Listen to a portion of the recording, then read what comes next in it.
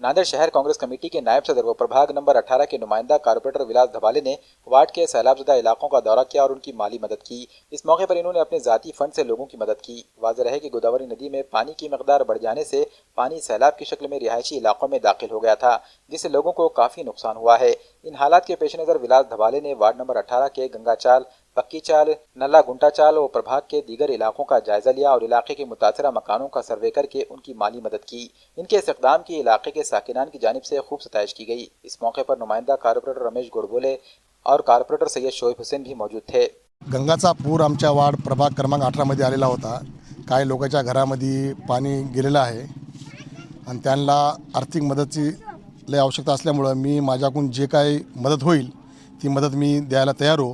पुन्हा प्रशासनाची माजी मुख्यमंत्री आणि नांदेड जिल्ह्याचे पालकमंत्री बांधकाम मंत्री साहेब अशोकराव चव्हाण साहेब सुद्धा इथं आलेत आणि त्यांनी सुद्धा पंचशीलनगर भागात आणि दुर्शामनगर इथं सर्व पाहणी केली।